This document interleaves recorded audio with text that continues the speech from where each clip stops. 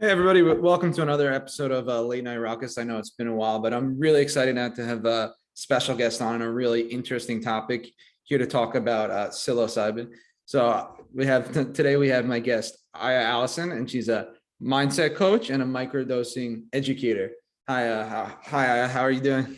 I'm doing great, and thanks for having me on. I really appreciate it. Yeah, and thank you for being on. I'm really excited to get into this topic. I know there's a lot of news circulating around about this, but really, just can you start kind of providing some just background? I know that you have a big fascination like plant-based medicine. Can you kind of talk about just a little bit how you got into it? Yeah, absolutely. You know, like mental illness, anxiety, depression, suicide runs in my family. So, from a very early age, was seeing these traumas around me. And, as I got older, I started experiencing different types of symptoms myself in terms of depression and suicidal ideation. And so, I knew that I did not want to be on pharmaceuticals. There was just like that feeling of like, this is not for me. And I began to do my research to find out what else might be available, and different types of plant medicines popped up, one of them being ayahuasca. And so, I was aware of things like mushrooms, I was aware of other types of more psychedelic substances. But in 2012, I had my first ayahuasca journey, and it really changed my life. And it wasn't like it solved all my problems, but it really gave me a very eye opening perspective. So from that point, I began to dig deeper into the research behind it. What's the science, and is anyone doing this research?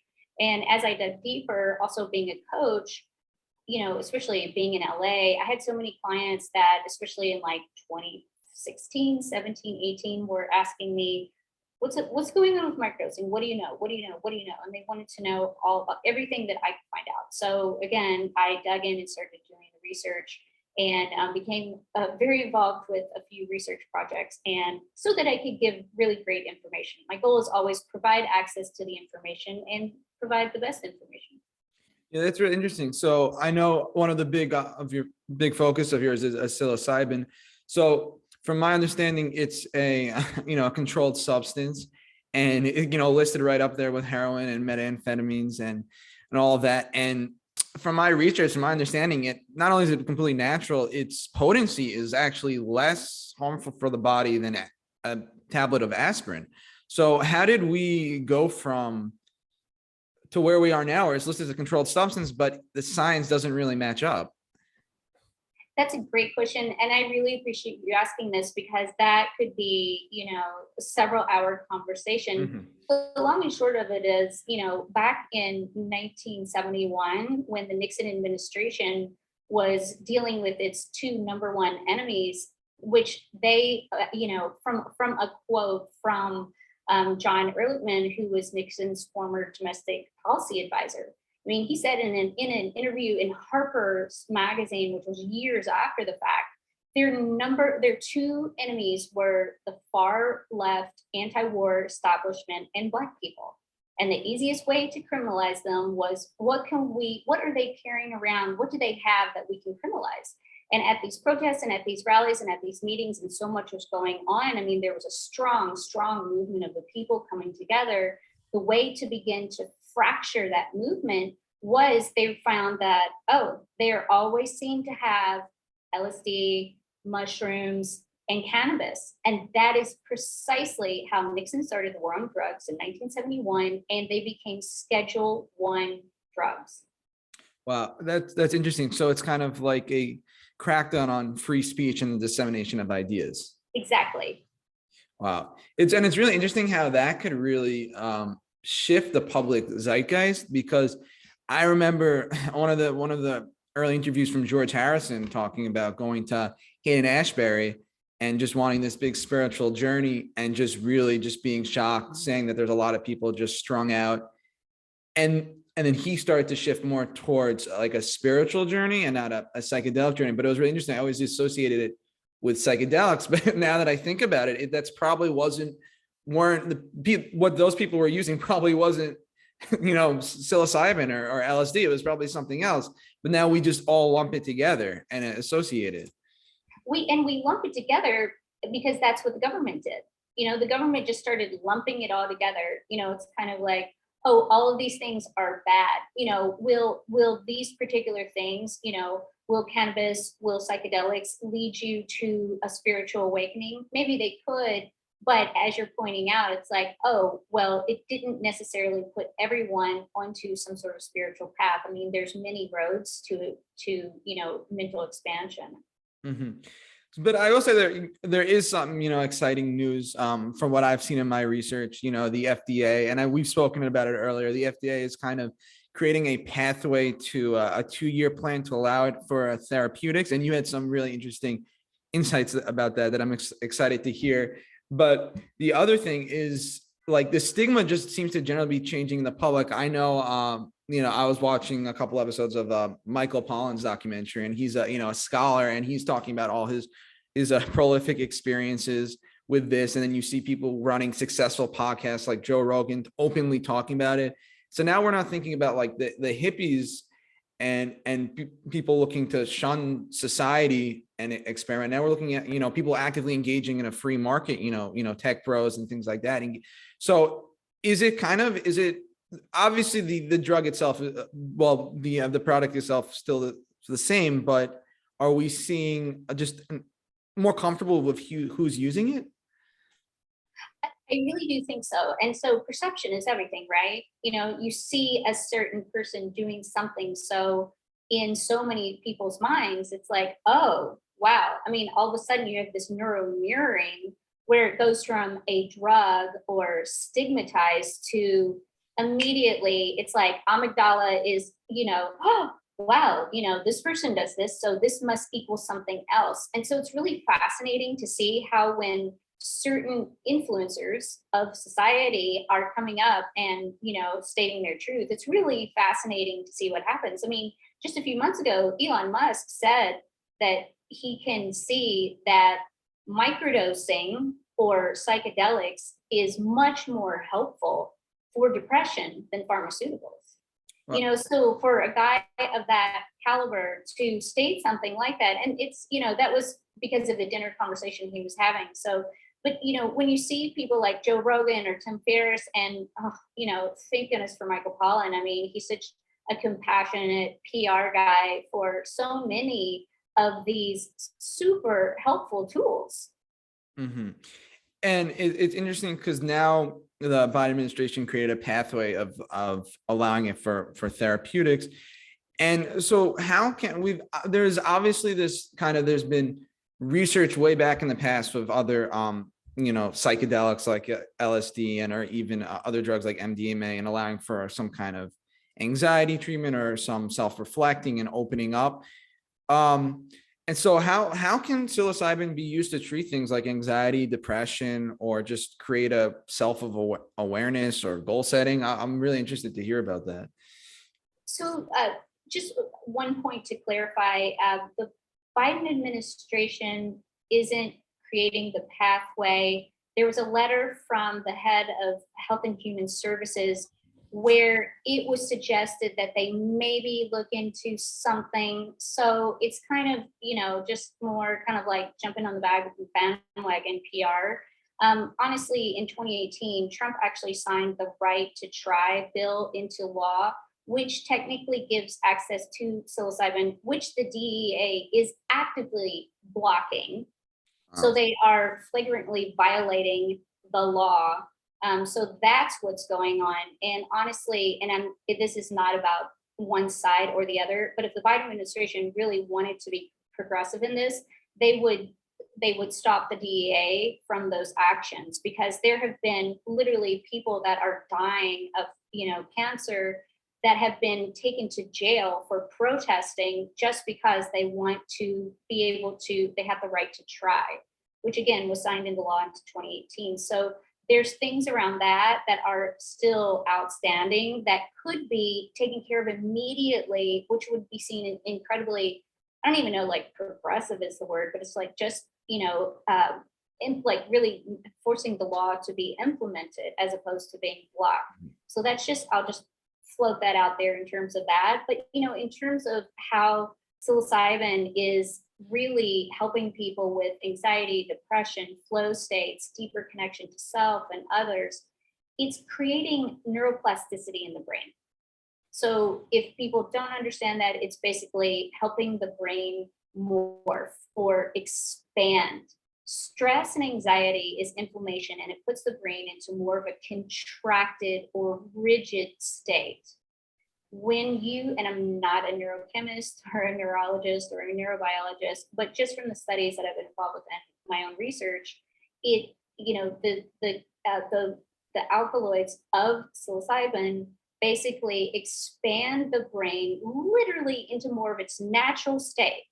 So it's literally giving you access. If you had a mansion and, 9 out of the whatever, half the rooms were locked and you can't get into your house, it's like, okay, here's all the keys. So it's just giving you the keys back. So it's not doing anything to your brain that wasn't there already. It's just allowing you to have more access.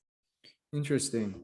And would these effects be felt from microdosing versus like, I guess a self-described like trip, for example? Can this be felt just through microdosing alone? Yeah, absolutely. And people would describe microdosing in different ways. I mean, there are some people that are like, oh, I ate, a gram and I'm microdosing. Microdosing technically is a subperceptive amount of psilocybin, which is quite low. I mean, that could be something like 40 or 50 milligrams as opposed to 1 gram. So with that, yes, absolutely, because it's like this. It's like going to the gym. You could work out for 8 hours, or you could just go to the gym consistently over time, right? So at the end of the day, when you someone might take a larger amount of mushrooms, yeah, you might crack everything open, and then it could be so disturbing to your psyche that you're not even sure what to do with all of that, which is why lots of times people say, oh, they had a bad trip. It just might be handing you too much information, to be able to handle. Whereas with microdosing, since it's a slow, steady progression over time, the person who is on a protocol would be able to daily integrate their discoveries in a much more like palatable way, where it can be received instead of rejected as bad.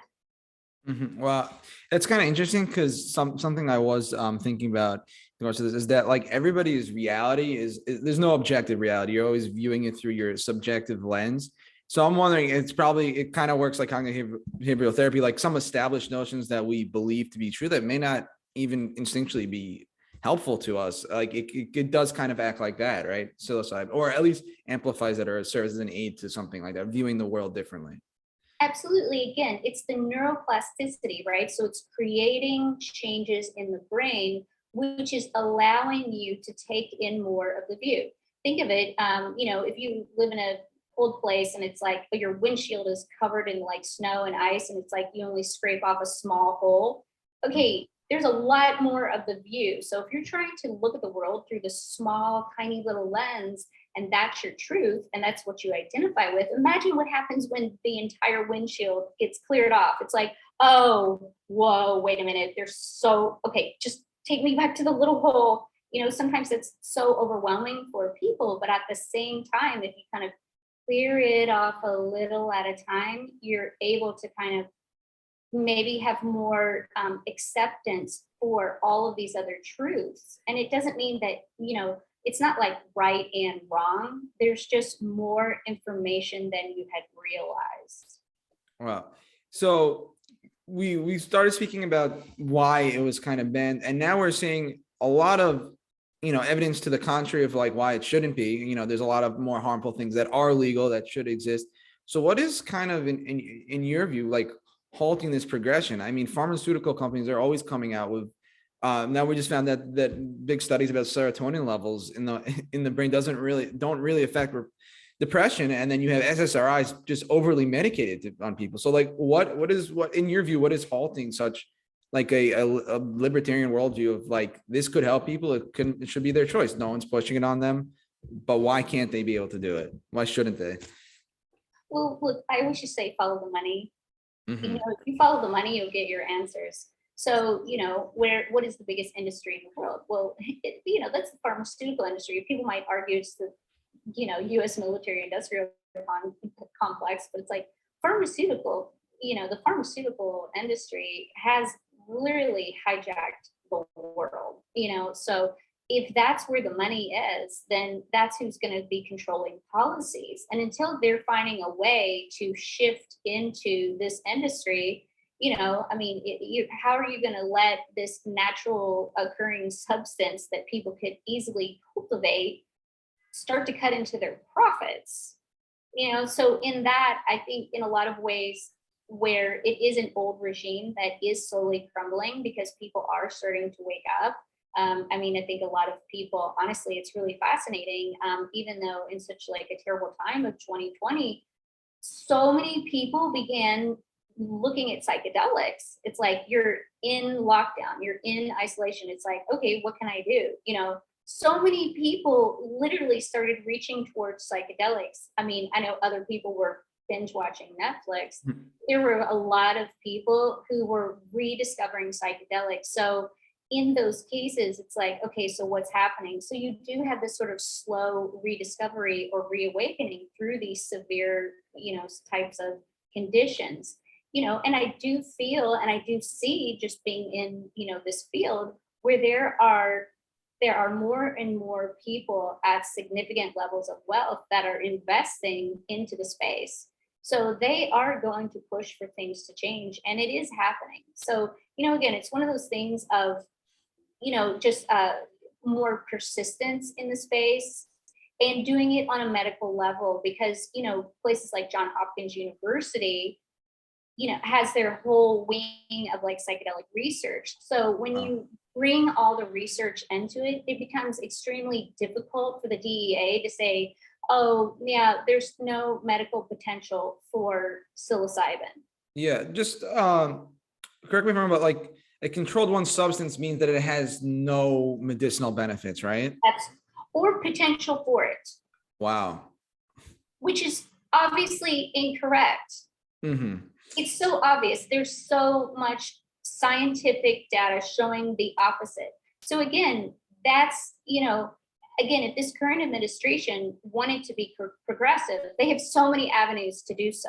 Because just on that alone is so obvious, and it's just an obvious shift, But again, that's one of those things. It's like, why isn't it happening? I'm not here to discuss all of the hypotheticals, but it's not happening.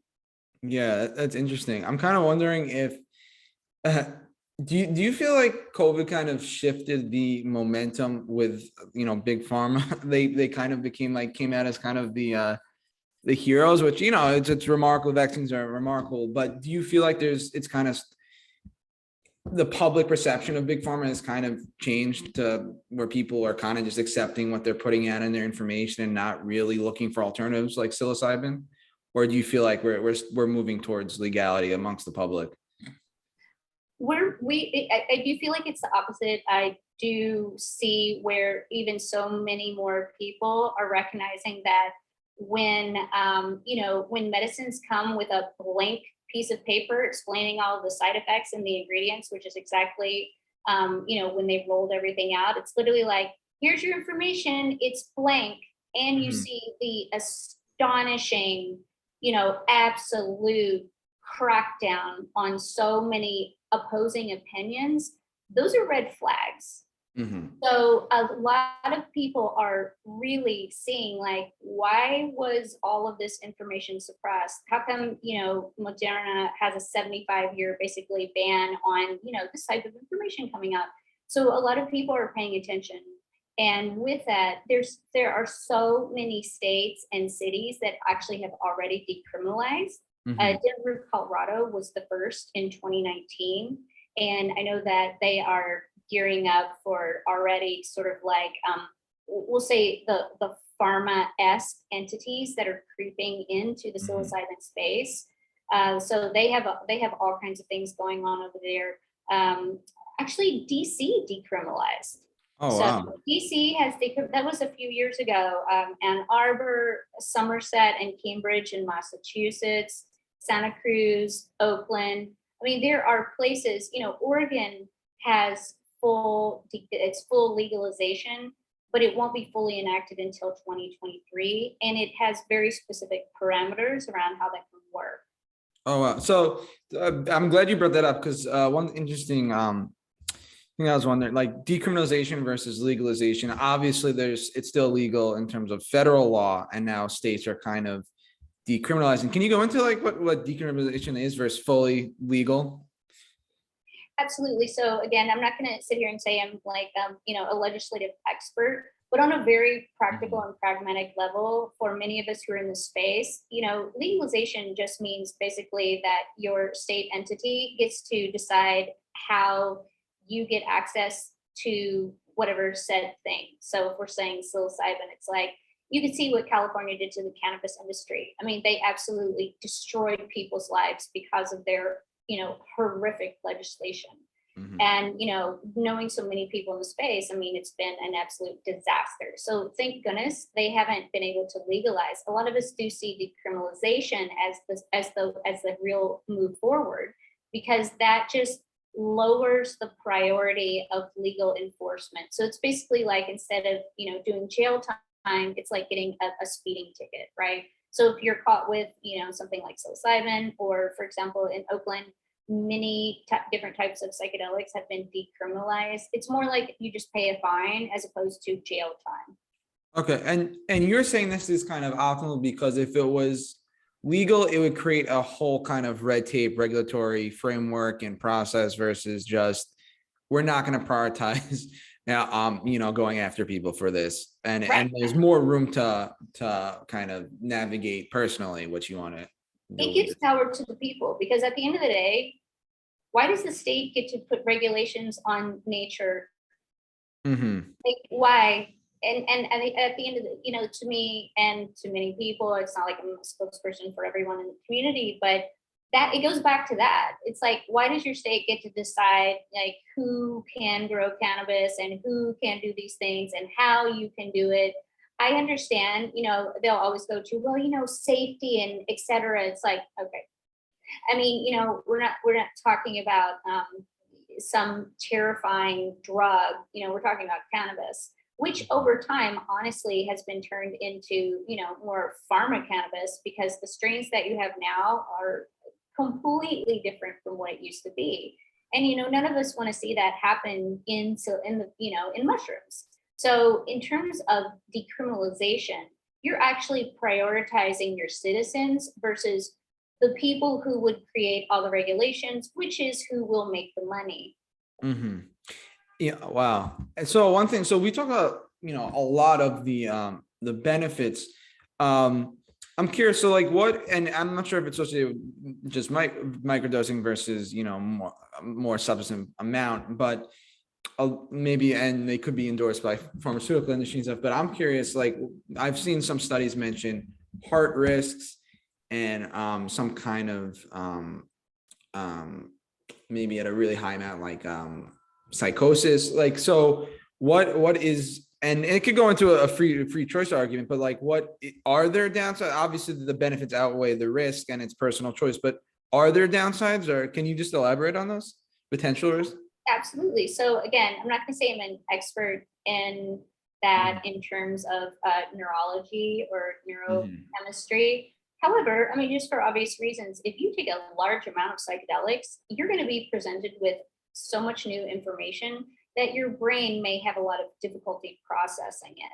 So like anything else, if you take 10 aspirin, that's going to be your last, I mean, if you take a large amount of nearly anything that is, in some way supposed to maybe help you at a lower dosage, you're going to run into issues. So let's just be clear. It's like, it doesn't matter if it's something that could be psychedelic versus, aspirin, right? So there's a reason why it's like recommended amount. Even in terms of microdosing, which at lower amounts for a very small percentage of people, it can elevate people more. The feedback that has been shared in some naturalistic studies is that it could create a feeling of energy. It could elevate the heart. It could.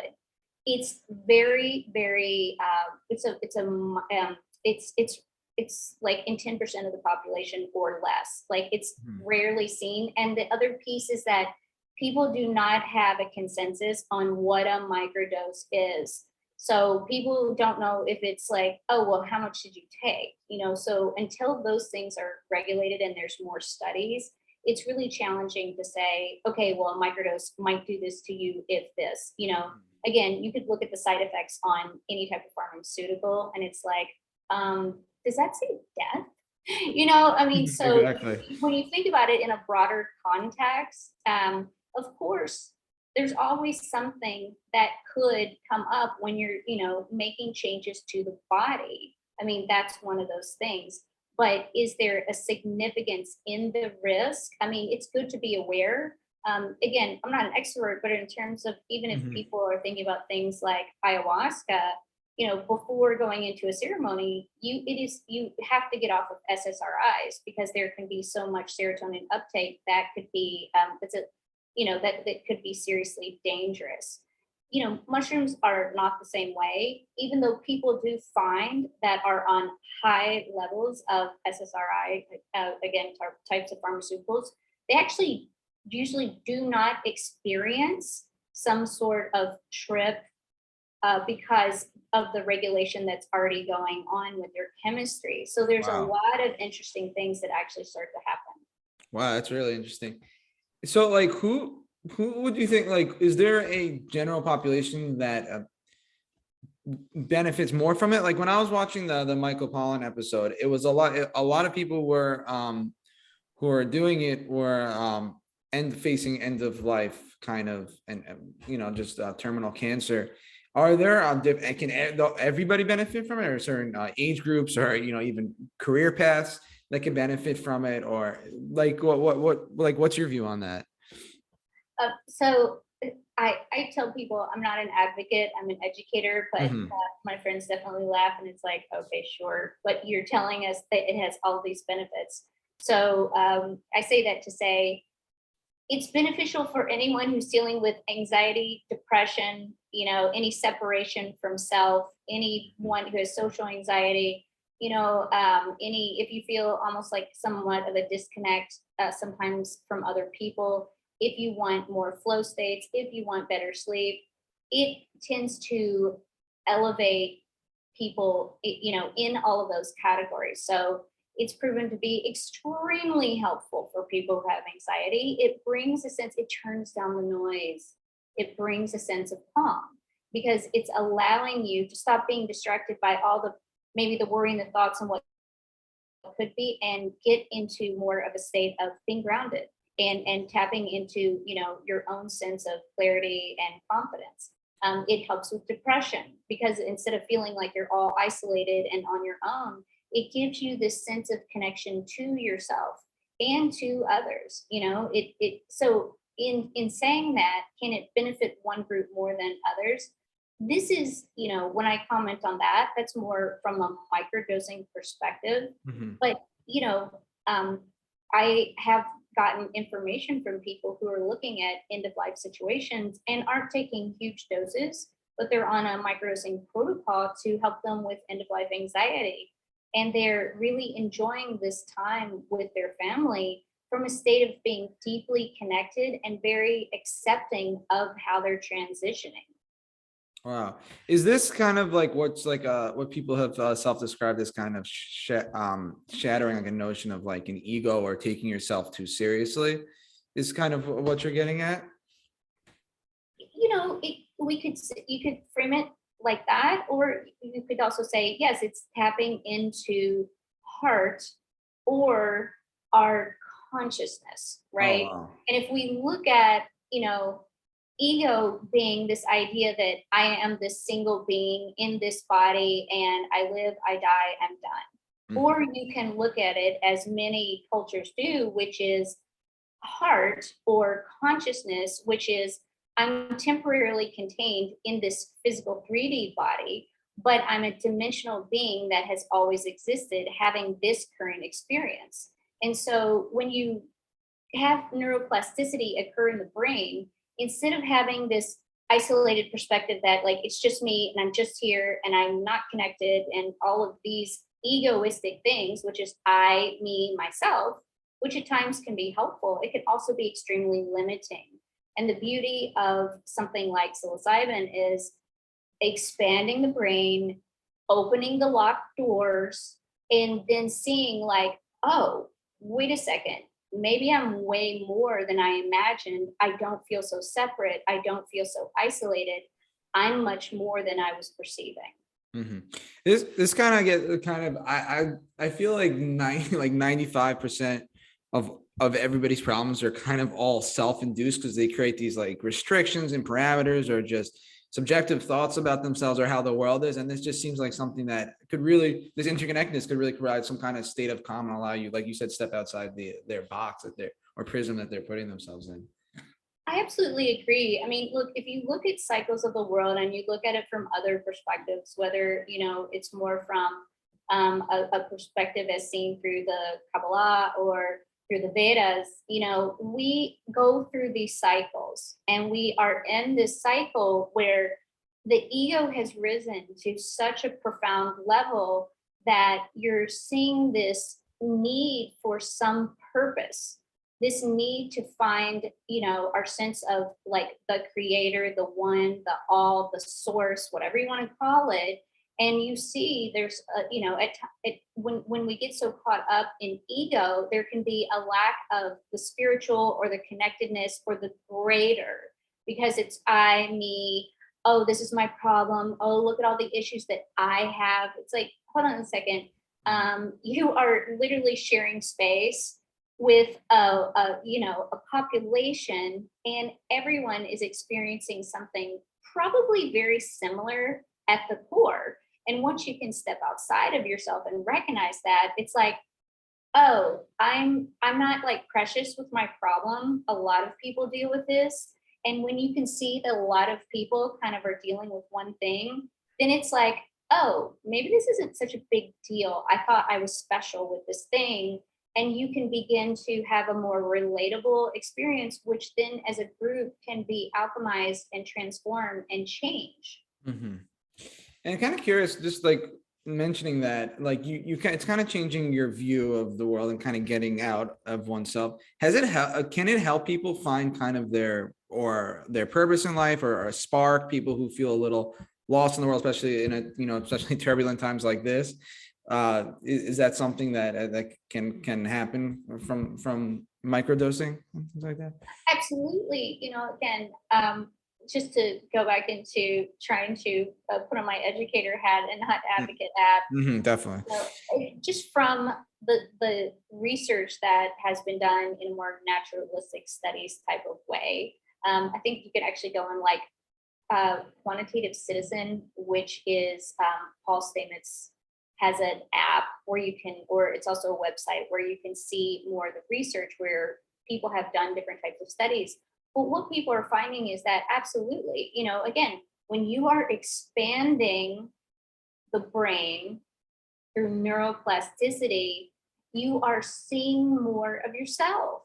Mm-hmm. If you have a limited perspective, then how can you see all of you? If you've been told since birth that, oh, a passion equals poverty, go get a good job, go do this, go do these things, that's the matrix. Those are the societal standards of what should be. That's all about control. And when you do something out of the norm, then you're going to see something different. You're going to see you. And again, that's back to this more heart or consciousness of something greater than this little box you need to fit into, which may not include your passion or your purpose, and so then people get into these, they get sort of slotted into these spaces where they don't really fit in order to make the money and do the thing they're supposed to, which they realize they hate, and somewhere along the way, then they discover, microdosing or larger amounts of psilocybin, and something profoundly different can occur because they see themselves for the first time. It's interesting. And talking about like putting on your educator hat and making that information available. It's so interesting because I have a really good friend, and I think I was telling this earlier, he suffers some really bad autoimmune disease. And when he went to the doctor, it was just kind of accepted, like just take, immunosuppressants for the rest of your life. You're just going to be on these for the rest of your life. And he kind of stepped out of the box and was like, wait, let me experiment with my diet. And purely from diet alone, he was able to really not only treat it, but basically cure it. And it's just like, we're just all stuck in these kind of boxes of what we just all accept. And he was able to, take that step out. And this seems like an avenue also as well. That's so powerful because he took back his authority to heal himself. And we as a collective have handed over our power to heal over to these experts that are then giving everyone a bunch of drugs that they have to stay on for the rest of their lives. Look, we don't, you don't, wear some sort of cast for the rest of your life. You don't do that. The body is always going towards homeostasis, which is a state of balance and health. Our natural state is health. Our natural mental state is calm. This is the natural state. And with the rise of this egoistic sort of cycle, we're seeing it. So you have the rise of, oh, well, the expert must be over there because I don't even know myself. So for your friend to have the insight to say, you know what, I'm not going to follow the rules, and I'm actually going to listen to myself, and I'm going to try something different, which at the end of the day is just seems like critical thinking, right? He just took this step of like, let me think for myself and what seems like it feels right for me. Yeah. And I think a lot of people are hesitant about it because they kind of want the easy way out. When I was speaking to him, it wasn't just, oh, take this. Like, as a doctor, people want the easy fix, like going to a doctor. And he was experimenting. Okay, I cut this out. I'm not eating this today. It might take a couple of days for this to flare. Like, it was literally experimentation, but he was willing to put in the effort and step away from it, what experts were telling him to do. It's really interesting. So another thing I want to ask you. So where are we headed on psilocybin in terms of the pathway to legality? I know you mentioned one thing that a lot of opponents say is there's no agreed upon microdosing amount, so they can I could see how in the future studies can be manipulated where this happened because of this, whatever, and they're saying this was microdosing, but they are taking an amount that most people wouldn't consider microdosing. So where are we headed in terms of what you see the framework of psilocybin going towards? So again, it's state by state and even somewhat like city by city. A lot of cities have really taken this into their local jurisdictions and are starting to make decisions, which is really exciting because again, the world is, whether it looks like it or not, is going to a state of more decentralization, which is like, hey, Ann Arbor's saying, we want to decriminalize this, so we're going to, right? And I do see more and more there are cities. I mean, even last year, Oklahoma, it has been pushing through a bill that would allow for more medical research in terms of looking at things like MDMA and psilocybin. I mean, I know that's a state, but you might find it fascinating that a place like Oklahoma, which isn't known as like a bastion of progressiveness, is actually like, wait, this has a lot of merit. So you are seeing through the medical lens a lot of states or cities that you wouldn't have maybe expected. DC decriminalized, like DC decriminalized, but that's where they've got it, so, as Schedule 1. So I mean, there's some fascinating dichotomies going on. But there was actually a bill introduced recently, a bipartisan bill. Rand Paul and I believe Cory Booker were the two reps who introduced pushing the DEA to allow the right to try to be, to be accessible basically for people who are dying who want to try psilocybin. So there are things that are happening where it's just, at the end of the day, it's just kind of like little by little, city by city, state by state. Some of it is, again, it comes from influencers in the space. Again, I had someone recently tell me that she found out about microdosing from Kim, as she said, and I was like, what? She's like, Kim Kardashian is talking about microdosing. Wow. Eh, News to me, but look, when you have somebody who influences that many people, you're going to see things change. I have a friend who's like, yeah, we just all rush into the space, and then what are they going to do? And so in that, I do see this as a time for a lot of empowerment, where when, like your friend, people take the responsibility of healing back into their own hands.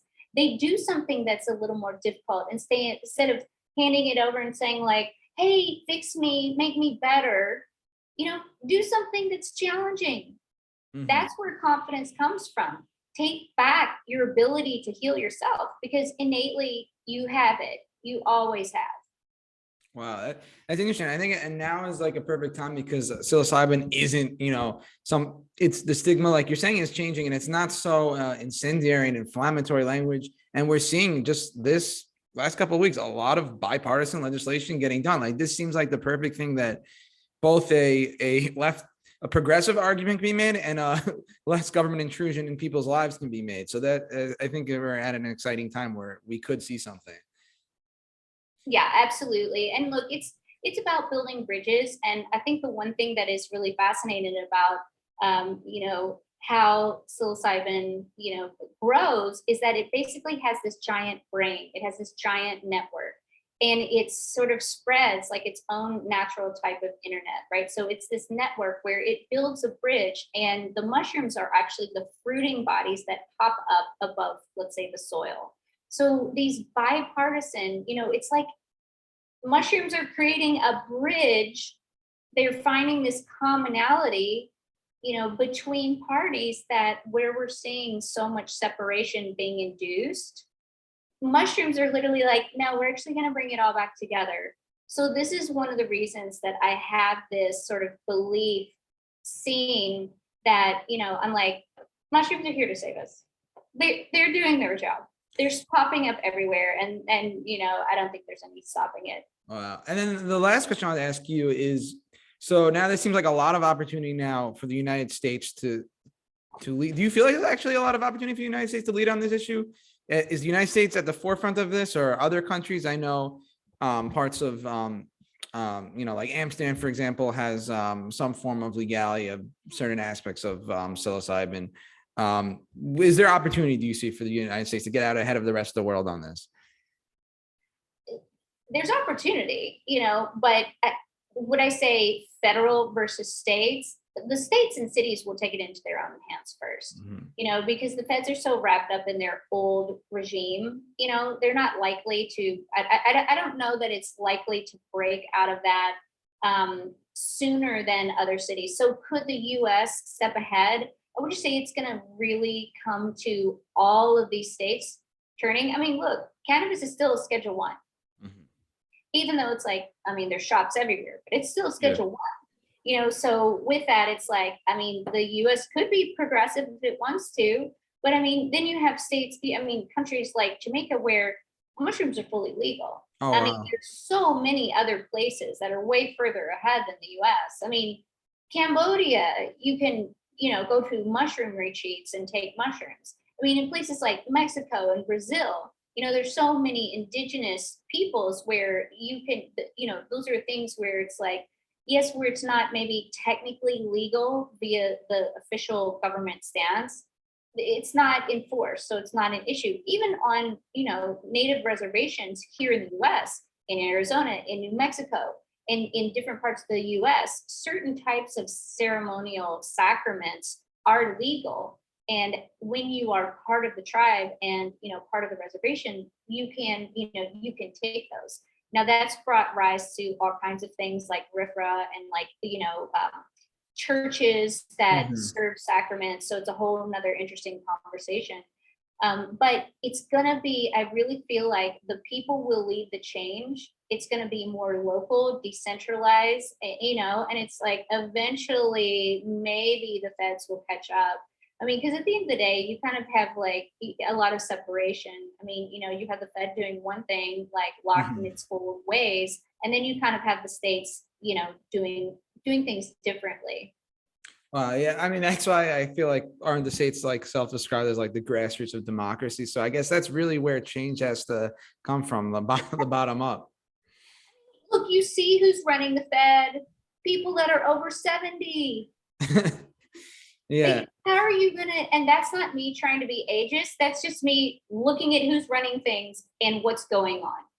So, I mean, and then you look at, what's going on in the States, and it's, or even local, like city level, it's different. So again, yes, it is more of this like grassroots movement where it's going to be, again, it's, will people step up and take responsibility for their own mental health and healing, as opposed to just waiting for the feds, to make a move. Like, you'll be waiting a very long time.